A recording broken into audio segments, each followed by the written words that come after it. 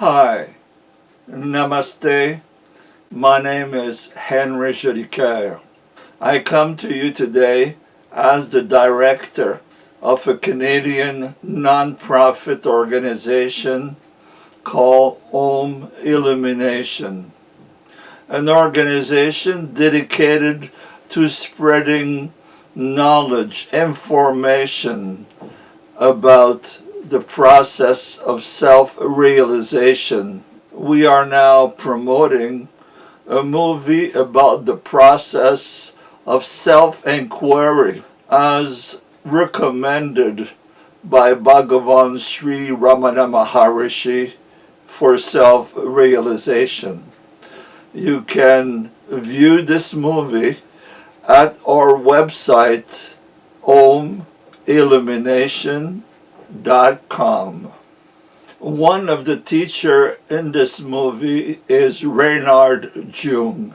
I met Reinhard in 2014 in Tiruvannamalai in South India, and I immediately liked him. And more I found out about his life, it became clear to me that this was an extremely sincere person when it came to his own spiritual growth. He started to meditate when he was only 18 years old. Shortly thereafter, he became a transcendental meditation teacher. And even as he was raising a family, on weekend he would retire to a cabin in the wood in Germany and meditate 10, 11, 12 hours straight. Reinhard is now 68-year-old and he is still extremely dedicated to the process of self-realization, both as a practitioner and as a teacher.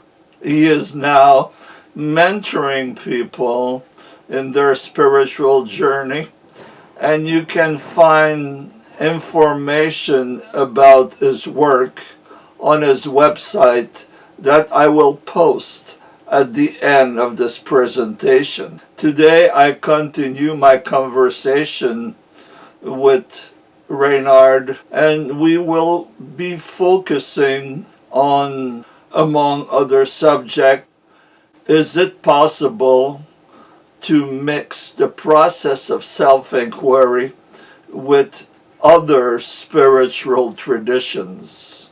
Reinhard has been deeply influenced, like me, by Theravada Buddhism.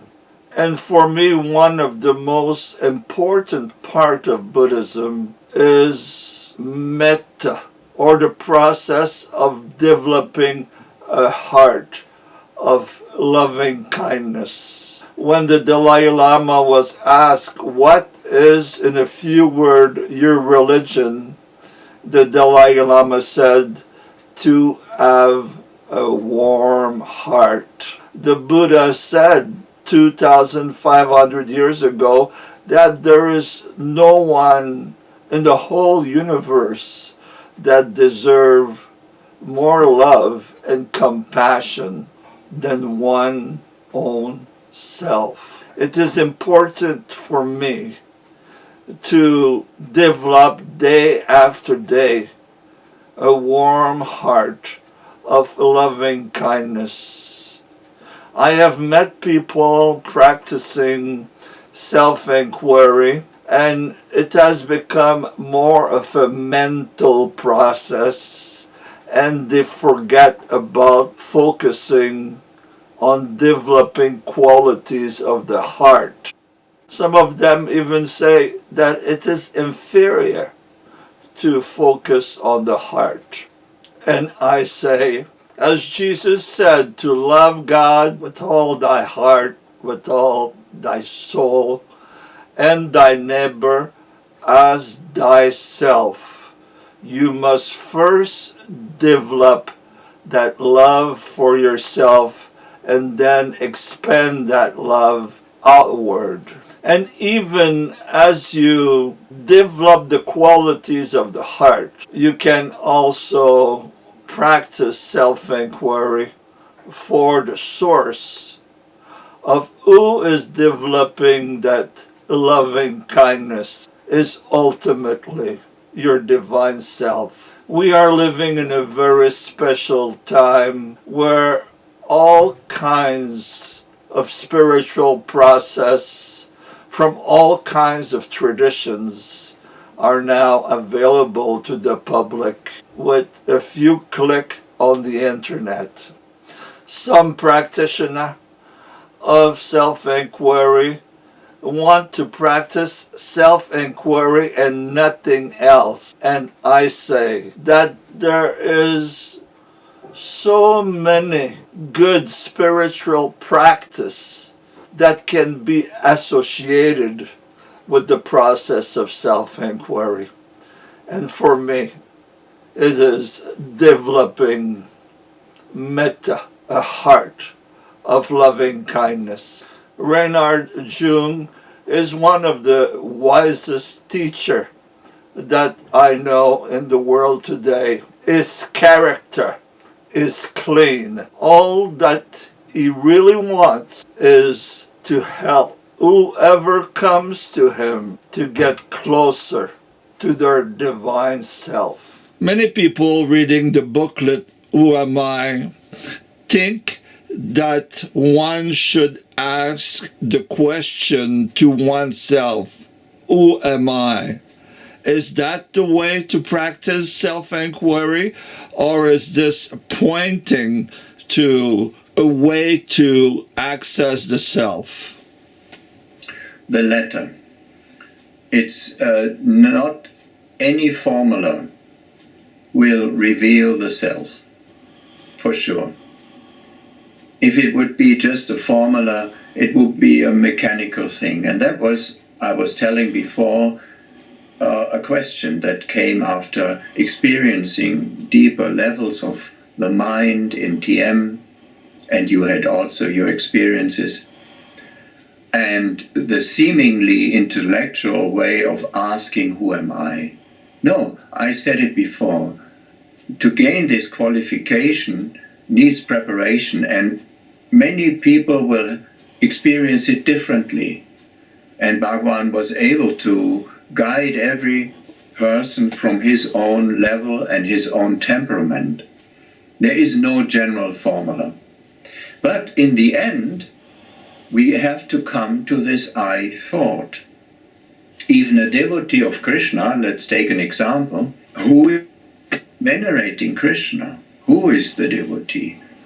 And Ramana said, even if someone walks this path, and he mainly emphasized two paths, and one is this path of jnana, of insight, of inquiry, and the other is devotion. And he often said, devotion is a very good preparation. He said, is mata jnana, that means the mother of wisdom. Jnana being wisdom, insight. So it's of course we have to name things, but here we talk about the most rarefied experience that can only come up in a mature mind. And to reach this maturity, there will be many different ways, as people are, that is fine. But one thing is certain, we are this truth, and the most basic attention in us is awareness, or chit in Sat Chit Ananda. This kind of awareness is always the most basic energy out of which we perceive. So that makes clear that the path has to surrender or give up the out levels of perception, the filters, also the many hurts every person has, the many desires. That is true surrender. And only this can make the I sink back into its beauty, into its heart. That is not killing the I thought, but surrendering it to God, I would say. I mean, all these expressions are relative, of course, but it's something very beautiful. It's nothing to be afraid of. So is the question, who am I, to be asked or not to be asked? I said it before. It's not a formula. You can ask it in a certain stage. It will give resonance in you, but it's not an intellectual thing. Who is asking that? First you have, see, the main thing in all spiritual life is faith, or trust. You could rather say trust. The trust that you are truth is very important. If you can, when Ramana says to you, you are this absolute self behind the person you think yourself to be, then this trust gets kindled. That is what all people felt in his vicinity, this peace. And when you ask then, who is aware? What is that in me that is seeing, hearing, thinking? We were talking about before, about this vipassana and chittanupassana, this training of non-reactive awareness that can move with a breath, that can move with thoughts, that can move along with emotions without, interfering, which the ego always does. Then it relaxes into the pure witness. And that pure witness is very close to the Father. No one comes to the Father except through I am. This is how I translate this quote. The question is, when you ask now, who am I? What happens in you? We can talk generally about for hours, even for days, but when you want to know, is it working? I ask you, is it working now? If it's not working, I will try to, go differently. But all these techniques, they are as good as your own experience. That is what I want to emphasize. So when you ask yourself, now let us be practical for a moment. Can you realize that you are? The most simple thing. How do you know that you are? Talking to you. Yes. So that means you are a body, you are an actor, you are engaging in this discussion. So when you go a little more precisely, is there, like this lamp, it needs a current to light up. So what is the energy that lets you talk to me? See what I mean? Yes. Okay. So it's pointing to you. What is the life in you that allows you to talk to me? And this is not a theoretical question, but it's posed now into your beingness. So I have been asked by people who are Buddhist, some are Sufi, some are Christian, if the process of self-inquiry as taught by Ramana Maharishi can be compatible with their spiritual path. Yeah, it's a good question. We have actually answered it generally by stating that anything you do, any mantra, any bhajan or yoga, Sufi dance or whatever you could call now, is a preparation for what? To gain this kind of resilience, of restful alertness, of perceiving yourself without reacting. That alone will emphasize the witness consciousness. And if it goes deep enough, you can turn and inquire into what is it that is watching. So this is a general answer. You can it because it's different.